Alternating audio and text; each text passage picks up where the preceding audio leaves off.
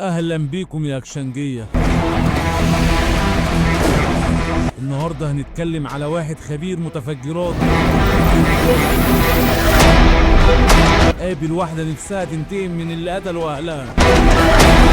فتعالوا نشوف ايه اللي هيحصل.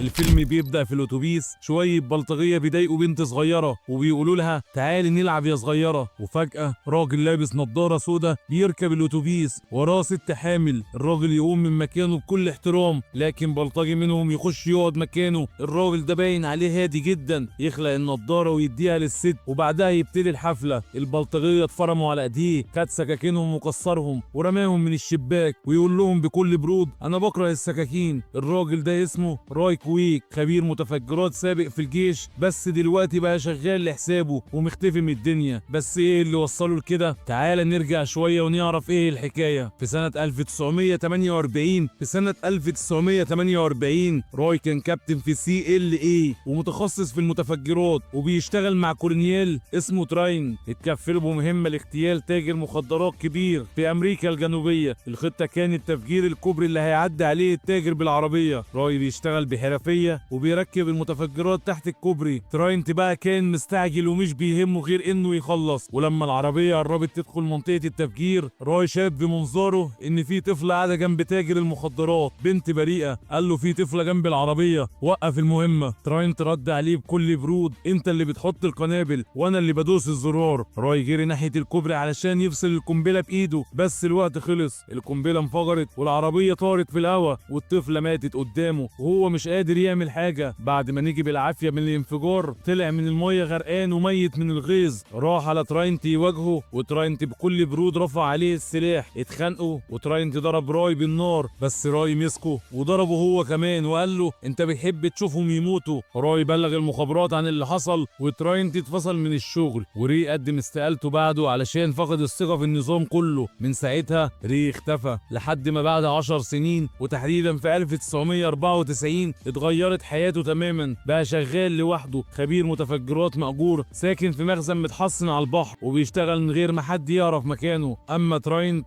فبقى عايش في ميامي وبيحاول يبدأ من جديد رغم سمعته اللي اتدمرت. وفي ليلة هادية الكود السري بتاع راي اتفعل فجأة. اتصلت بيه ست وقالت له انا عايز اقتل 3 رجالة، انت املي الوحيد. راي رفض وقال لها روحي للمحكمة خدي حقك بالقانون. ردت عليه القانون متباع، القضاة كلهم مرتشين. بس الست دي كانت عارفة ان راي مش بيفجر اي حاجة وخلاص، ده بيحسب كل حاجة علشان ما يمسش الابرياء. وقالت له سمعت انك كنت احسن واحد. راي ما اقتنعش وقال لها انه ما بيقابلش عملاء، وهو راجع لقى قطة ماشية وراه، خدها وركب الاتوبيس بيها. تاني يوم الفضول شده فقرر يراقب الست دي من بعيد لحد ما وصل معاها للمقابر، وهناك عرف قصتها. ابوها وامها اتقتلوا قدامها وهي صغيرة على ايد توماس ليون واتباعه. وقالت له انا مش بعيش انا بفتكر. موي ابوها خباها في الدولاب وهي صغيرة، بس من الشق اللي في الباب شافت بعينيها جريمة قتل اهلها. من اليوم ده وشوش ال3 اللي قتلوهم اتحفرت في دماغها. اللي فهماه دلوقتي بس هو الانتقام. موي كانت ناوية تدخل وتنتقم بنفسها حتى لو لوحدها، وراي حاسس انها مش متزنة نفسيا ومندفعة، بس عارف كمان انها مصممة تكمل سواء ساعدها او لا. وفي الاخر وافق وقال لها انه هيخلص على ال3. موي قالت له انها عندها هوية تانية اسمها ادريان. وفي حفلة كبيرة عند عيلة ليون تراينت يظهر تاني، دلوقتي بقى رئيس الامن عند واحد كبير في المافيا الامريكية اسمه جو ليون. ومن ضمن الحضور كان ابنه توماس اللي هو اصلا الراجل اللي قتل ابو ماي زمان. تراينت كان بقاله 8 سنين في ميامي مستني اللحظة دي، وبيقول في نفسه راي اكيد هيرجع. وفعلا رجع. ماي بهويتها الجديدة دخلت في دايرة توماس، استخدمت جمالها وشخصيتها الباردة وقدرت تلفت انتباهه بسرعة. توماس كان مغرور وبيعشق السيطرة. اول ما شافها قالت له عايز حاجة، بس هو قال لها انا باخد اللي انا عايزه. ابتدى يكلمها ويرقص معاها، وماي بتمثل انها مهتمة، بس كل ده علشان تقرب وتنتقم. تراينت كان بيراقب من بعيد. راي اللي في بيته لسه شايل القطة ومش قادر يقرر ياخد الشغل ولا لا، بس الصوت في دماغه صوت ماي اللي مليان ألم بيقول له ان البنت دي مش جاية تهزر. بعدها ماي بتقابل توماس في بار وهو بيلمح انهم يقضوا الليلة سوا، وفي وسط الكلام دخل عليهم واحد من رجالة توماس شاور له ان في شغل. ماي بتبص ووشها بيتغير، ده واحد من اللي قتلوا اهلها. خرجت من البار ووراها توماس بيزعق لها انت ماشيه من غير ما تستأذنيني. ماي بتمثل انها بتسمع الكلام وتروح معاه العربيه. في الحفله ما كانتش طايقه توماس ان هي اللي معاه دلوقتي هو نفسه اللي قتل اهلها، بس لازم تمثل، لازم تكمل لحد ما توصل له. راي بيتفرج عليها من بعيد وحاسس انه هيتعلق بيها، والمصيبه انه متضايق انها مع توماس. ماي رجعت بيتها مكسوره، رمت الفستان، وراي اتصل بيها وقال لها 3 حاجات: ما تقربيش منهم تاني، وبلاش تكلميهم، ولو طلعت بتخدعيني هخلص عليكي. ماي عيطت بس من الفرحه، راي اخيرا هيساعدها. ومن هنا بتبدا العمليه. الهدف الاول شارلي، وهو واحد من ال3 اللي قتلوا اهلها، وراجل كبير في عصابه ليون. كل يوم 2 بيروح المكتب بيراجع الحسابات. في يوم منهم راي بيتسحب للمكان وبيركب قنبله على باب المكتب، وبيستنى اول ما تشارلي يفتح الباب. الراجل طار في الهواء. اليوم اللي بعده تراينت بيجي المكان الحادثه، قال ده شغل محترف، دي بصمه راي. بعد انفجار تشارلي، ليون خاف على ابنه توماس وقرر يدي تراينت كل الصلاحيات علشان يمسك القضيه. راي راجع بيته، اكل القطه وبدا يتمرن كعادته. وفي نفس الوقت خبر موت تشارلي انتشر. ماي اتصلت براي فرحانه وبتقول له جبت اول واحد شكرا، بس راي رفض يقابلها، حاسس ان في حاجه غلط، وقال لها تبعد عن الباقيين خالص، الايام اللي جايه هتبقى وحشه قوي. في الناحيه التانيه جو بيرشي مدير شرطه ميامي علشان يرجع تراينت بشكل رسمي على انه خبير متفجرات يساعدهم في التحقيق. تراينت بينضم لفريق تفكيك القنابل، بس الفريق مش طايقه، حاسين انه غريب. علشان يفرض سيطرته جمع شويه قطع وركب قنبله حيه على ترابيزه وقال لهم يلا فكوا دي بقى يا ابطال. طبعا الكل فشل، وفي اخر لحظه هو فكها بنفسه وكسب احترامهم بالخوف. في نفس الوقت توماس اخد ماي للفيلا. ماي بتتصنع انها ماشيه معاه، بس من جواها مقروفه منه. الراجل التاني اللي قتل اهل ماي كان تخين ومرعوب، بيفتش تحت عربيته كل مره يركب فيها، وفعلا لقى قنبله. فصل الفتيل بتاعها وخلى الحراس ياخدوا العربيه يتاكدوا انها امان، بس وهو داخل العماره داس على زرار مخفي. الراجل طار في الهواء 5 متر، وتراينت خرج عن شعوره، دخل على ماي في فيلة توماس، ضربها بالقلم وقال لها انت خدتي جثثك ال3، انا عايز راي كويك. دي كانت الصفقه. هددها انها لو ما جابتش راي خلال 24 ساعه من موت التالت هيوريها ايام سودة. وهنا المفاجاه، ماي من ورا راي كانت متفقه مع تراينت، هو يساعدها تقرب من توماس وتنتقم، وهي تساعده يوصل لراي. بس المشكله ان راي مش بيرضى يقابلها، وده بوظ خطتهم. وفجاه توماس يدخل عليهم، نظرات عدائيه متبادله، بس كله بيمثل. الحقيقه اللي محدش يعرفها ان راي خلص تجهيز الفخ الثالث. الهدف هو توماس نفسه، اخر واحد من اللي قتلوا اهل ماي. راي دخل الفندق اللي بينزل فيه وبدل الشاي بتاعه بقنبله، لكن قبل ما يدوس على الزرار شاف ماي داخله الاوضه. راي اتصدم، جري ناحيتها، بس المكان كان زحمه برجاله العصابه ومعرفش يوصل. اضطر ينسحب في هدوء. في التليفون وهو واقف في كابينه المطار حاول يكلمها، لكن هي ما ردتش، افتكر انها ماتت. وفي جنازه توماس تراينت واقف جنب جو اللي بيعيط على تابوت ابنه، كان المفروض يحميه، حياته كانت في ايدك. جو امر تراينت انه يلاقي راي باي ثمن قبل ما يدفن توماس. هات لي الراجل اللي عمل كده حي. راي وهو فاكر ان ماي ماتت قاعد ساكت وبيعيش لحظه الحزن لوحده، فراح شقه ماي من غير ما حد يحس، خد العقد بتاعها وكمان شربها. تراينت كان عارف ان ماي اختفت وقال لنفسه مفيش واحده تلعب بيا كده. قرر يعمل لها جنازه وهميه وينشر الخبر في الجرايد على امل ان راي يظهر. وفعلا راي شاف رساله جديده من ادريان، الكود اللي كانوا بيستخدموه للتواصل. حس ان في حاجه مش مظبوطه ورد على الرساله اللي طلعت فخ من تراينت وفريق القنابل. راي بسرعه فهم اللي بيحصل واتصل بيهم وقال هات لي تراينت عايز اكلمه. ابتدوا يشتموا ببعض في التليفون. راي قال له خسرت شغلك واتفضحت وانا اللي بلغت عنك ولسه عايش. وتراينت طلع عن شعوره وجرحه القديم فتح تاني، بس راي قفل السكه ومشي. راي اللي مشاعره بقت متلخبطه اعترف لنفسه انه ابتدى يتعلق بماي. قرر يروح جنازتها يقول وداع اخير، لكنه اتفاجئ ان اللي في التابوت مش هي. وفجاه باب الكنيسه بيتفتح وماي بتخش. راي بيجري عليها، اول حاجه بيعملها بيفتشها، ولما يتاكد انها من غير سلاح بياخدها ويجروا على اوتيل. في الوقت ده تراينت يوصل للكنيسه وبيهدد القس بالسلاح وبيطلب يفتح التابوت، واكتشف ان ماي عايشه في الاوتيل. ماي بتحكي راي انها اضطرت تمس موتها علشان تبعد عن رجاله توماس، رمت محفظتها في شنطه ست بتموت في المستشفى. تراينت بدا يحرك كل علاقاته في العصابات والشرطه ويدور عليهم، لقى خيط من الاوتيل وجري عليه. راي طلع من الشاور لقى ماي مش موجوده وسابت له ورقه مكتوب فيها انا مش واحده ينفع تثق فيها. وقبل ما تهرب وسط الزحمه تراينت ورجالته ظهروا. ماي ماي عملت نفسها ماشيه في خطتها وقالت له كنت لسه هكلمك، استغليته وجبته. تراينت ابتسم بخبز وامر رجالته يقبضوا عليها، بس ماي كانت عارفه انها تتصفى اول ما راي يموت، فعملت نفسها انها رايحه الحمام واتصلت براي وقالت له اهرب رجاله ليون جايين. راي افتكر انها خانته وقطع المكالمه وهو متعصب. في لحظه تراينت ورجالته دخلوا الاوضه ومشوا بحذر شديد علشان ما يفجروش حاجه، بس الافخاخ كانت معقده جدا، واول ما واحد منهم قفل موبايل طاروا في الهواء والسقف كله بقى يتهد عليهم. راي اللي كان مجهز طريق للهروب من المطبخ قفل الكهرباء وقابل شويه من رجاله تراين، ضربهم ضرب جامد وحدف واحد في ميه بتغلي، امر يقفلوا الاوتيل كله. واول ما راي اختفى تراين تخاف من غضب ليون فقرر يسلم له ماي حاولت تبين انها بتتعاون وبدات تحكي عن اهلها، وفجاه اسمهم صحى ذكريات قديمه في دماغ جو، افتكرهم كان هو اللي امر بقتلهم من 28 سنه. بصلها وقال انا اللي بدي الاوامر وانا اللي بقرر مين يموت ومين لا. وقبل ما ليون يقتل ماي بايده تراينت يتدخل بسرعه ويقول له استنى البنت دي لسه ليها قيمه، هنجيب راي قريب. جو بيوافق وتراينت على طول يكلم ماي ويأمرها تكلم راي وتستدرجه المكان. ماي ما قدرتش ترفض، عارفه انها لو ما عملتش كده هتموت. اتصلت براي وقالت له لازم تشوفني ضروري قوي ارجوك. راي كان شاكك لكن صوتها كسره ووافق. المكان كان مطعم على البحر وهي في التليفون قالت له بلغه مشفره فاكر الرساله اللي علاقتنا انتهت بيها؟ انا لسه مؤمنه بكل كلمه فيها. راي فهم على طول ان ده فخ تراينت وهو مش واخد باله بعت قوه مسلحه تقفل المكان كله، بس راي كان مجهز للمفاجاه، شبكه متفجرات مدفونه في كل ركن. واول ما العصابه استعدت للهجوم كل حاجه طارت في السماء، وفي وسط الفوضى راي وماي هربوا بمركب ورجعوا للقاعده بتاعتهم. بس تراينت كان شغال على المكالمات، سمع الضوضاء في الخلفيه وراجع الطريق وقدر يحدد مكان راي. تاني يوم تراينت جاب قوه شرطه كامله وراحوا على المكان. في الوقت ده راي كان مبسوط وماي بتقول له انها لازم تمشي، وفجاه صوت سيرينات الشرطه بيملى المكان. راي بيشغل نظام التدمير الذاتي قنابل في كل حته بدات تشتغل واحده ورا التانيه. الشرطه تايهه ورجاله تراينت بيتصابوا واحد واحد، وراي ومايا بيحاولوا يهربوا من ممر سري. تراينت ظهر قدامهم كان عارف كل الحيله بتاعته. راي فجر الحيطان علشان يوقفهم، وقتها كشف ان علبه سجاير ماي فيها قنبله هو اللي صنعها. راي فتحها ولقى بجد فيها قنبله بفتيل حساس جدا، لو العلبه اتحركت سنتي هتنفجر. تراينت بدا يتباهى وقال لهم كنا فريق قوي كان المفروض ما تخنيش. اتهم راي انه ضعيف وانه دايما بيحمل ابرياء، بس هو مش واخد باله داس على فخ، وتراينت نفسه طار في انفجار مش شغله هو. ومع كل القنابل اللي هتنفجر في خلال 30 ثانيه راي مسك قنبله ماي وقال لها اطلعي دلوقتي على طول من اليمين، ومسكها من كتفها وجري بيها ناحيه الباب. وفي اللحظه الاخيره قبل ما كل حاجه تنفجر خرجوا من